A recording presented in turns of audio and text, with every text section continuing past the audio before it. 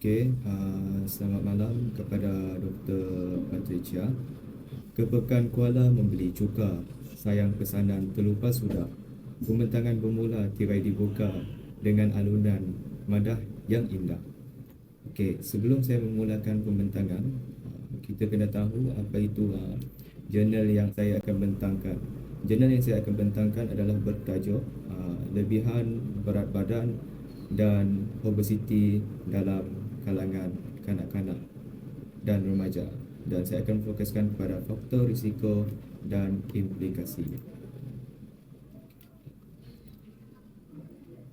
Dan untuk maklumat jurnal, bagi jurnal yang saya bentangkan pada malam ini adalah, nama penulis adalah Nur Ziyayati, Syed Muhammad Nasir, Muhammad Rahim Kamaluddin, Muhammad Alif Jasni dan Hajrin Muhammad Fauzi. Dan jurnal ini diterbitkan pada tahun 2021 dan tajuk yang saya telah bagi tahu sebelum ini. Dan nama jurnal adalah Journal of Social Science and Humanities, jilid 8. Seterusnya, apa itu obesiti? Obesiti, kalau kita nak tahu secara mendalam obesiti adalah menunjukkan seseorang itu mengalami berat badan secara berlebihan. Dan masalah obesiti ini adalah menimbulkan kebimbangan kepada Pertubuhan Kesihatan Dunia atau WHO. Ini dapat dibuktikan melalui laporan yang dikeluarkan menunjukkan seramai 268 juta kanak-kanak berumur 5 hingga 17 tahun di seluruh dunia akan mengalami masalah lebihan berat badan dan obesiti menjelang tahun 2025. Daripada data yang telah saya tunjukkan ini, yang saya kutip daripada jurnal, menunjukkan masalah obesiti ini adalah masalah yang semakin meningkat dari hari ke hari, khususnya di kalangan anak-anak. Dan menurut Wang dan Lobsten juga, seperti di Australia, United Kingdom, Amerika Syarikat dan Kanada juga menunjukkan kadar obesiti yang meningkat. Negara-negara ini adalah negara-negara yang maju. Ini adalah muka depan bagi jurnal yang saya pilih. Seterusnya di Malaysia, berdasarkan dapatan kajian Nutrition Society of Malaysia menunjukkan hampir 30% kanak-kanak dan remaja berumur 6 hingga 17 tahun mempunyai berat badan berlebihan atau obes. Dan sudah tentu masalah ini berlaku secara berleluasa di kalangan kanak-kanak. Dan seterusnya saya akan fokuskan kepada faktor risiko yang menyumbang kepada berlebihan berat badan dan implikasinya kepada kanak-kanak.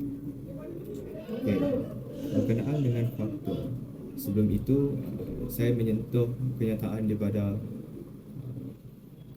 KKM yang menyatakan bahawa obesiti adalah satu keadaan yang kompleks di mana seseorang individu itu mempunyai lemak yang berlebihan, dan cara kita nak tentukan seseorang itu obesiti ataupun tidak adalah kita dapat kenal pasti mengenai melalui BMI, iaitu Body Mass Index, di mana kita dapat kira melalui berat kilogram bahagi dengan tinggi meter persegi.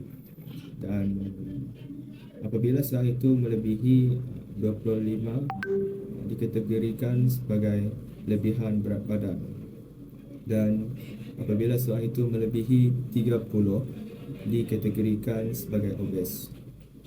Daripada ini kita dapat lihat dan dapat kenal pasti seorang yang obes dan seseorang yang mempunyai berat badan yang secara berlebihan. Dan saya akan sentuhkan faktor. Faktor yang pertama adalah faktor genetik. Bila kita bercakap mengenai faktor genetik, ini berkait rapat dengan faktor ibu bapa. Namun kajian mengenai faktor genetik ini adalah masih dalam penyelidikan, dan ada di dalam jurnal menyatakan 50% anak-anak akan mewarisi, dan kurang daripada 10% anak-anak tidak akan mewarisi lah.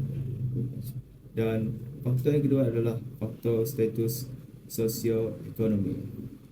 Hal ini dapat dikaitkan dengan golongan.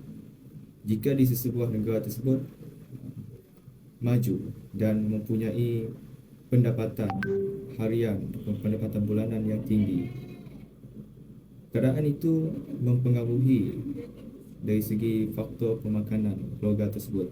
Macam keluarga yang kaya berkemampuan untuk membeli makanan dan cenderung bagi anak-anak untuk makan makanan yang secara berlebihan tanpa kawalan. Bagi negara-negara yang membangun akan mengalami kekurangan dari segi gizi dalam pemakanan. Dan seterusnya adalah faktor psikologikal. Untuk faktor psikologikal, kita boleh kaitkan dengan individu yang mempunyai masalah psikologi. Contohnya individu yang mengalami kemurungan, mengalami masalah dari segi tekanan dalam kehidupan.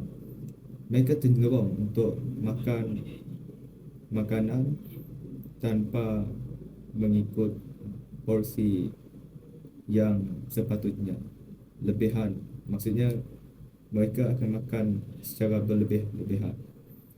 Dan seterusnya adalah faktor amalan diet, seperti yang dinyatakan oleh Roger et al.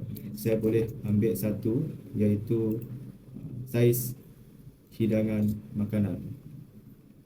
Saiz hidangan makanan juga menentukan seseorang itu mempunyai ataupun mengalami masalah obesity. Apabila seorang itu mengambil portion yang banyak, seorang itu akan cenderung untuk menghadapi masalah obesity. Manakala seorang yang mempunyai porsi makanan yang sedikit akan kurang menghadapi obesity.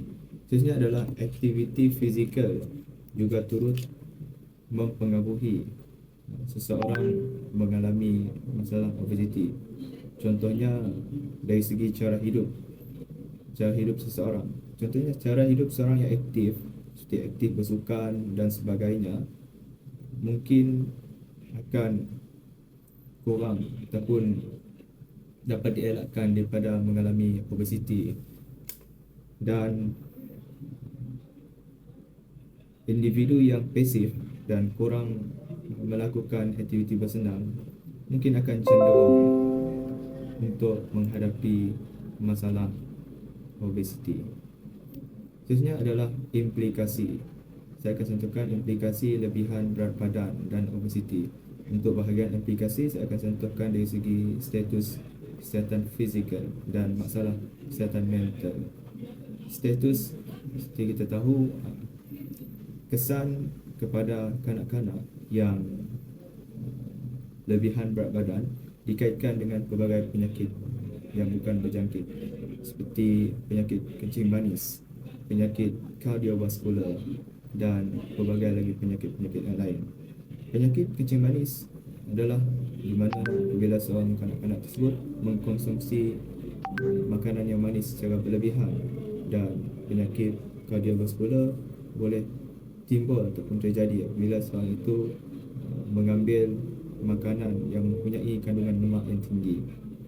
Dan seterusnya adalah masalah kesihatan mental, di mana seorang yang mempunyai lebihan berat badan juga turut mengalami masalah mental. Hal ini kerana mereka lebih terdedah kepada masalah psikososial. Contohnya bully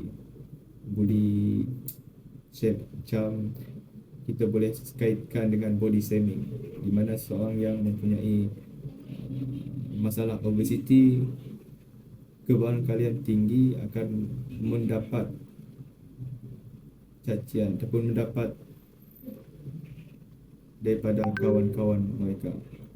Dan sebagai kesimpulan, kita sebagai masyarakat hendaklah mengambil beberapa langkah proaktif dalam mempromosikan gaya hidup sihat perlu dikukuhkan melalui kempen sama ada dalam media sosial ataupun televisyen. Dan saya rasa itu sahaja perbincangan saya pada malam ini. Sekian, terima kasih. Jika engkau tidak dapat berbuat kebaikan walaupun sedikit, maka tahanlah tangan dan lisanmu daripada menyakiti. Sekian, terima kasih. Ada soalan? Ada. Okey. Soalan saya, bagaimanakah cara yang sesuai menurut kamu untuk menghindari stigma negatif mengenai obesiti di kalangan masyarakat? Okey, terima kasih kepada saudari Mariani atas soalan yang diberikan. Okey, pada pendapat saya, bagaimana cara yang sesuai lah untuk pendapat saya bagi mengatasi stigma negatif mengenai obesiti dalam kalangan masyarakat. Salah satu cara yang kita boleh lakukan adalah melalui penglibatan komuniti itu sendiri. Contohnya, kita boleh libatkan komuniti dalam program kesihatan dan kecergasan yang semua orang boleh ikut tanpa mengira latar belakang. Dan seterusnya, kita juga boleh menyebut penyertaan ahli masyarakat dalam aktiviti dan sukan yang sihat.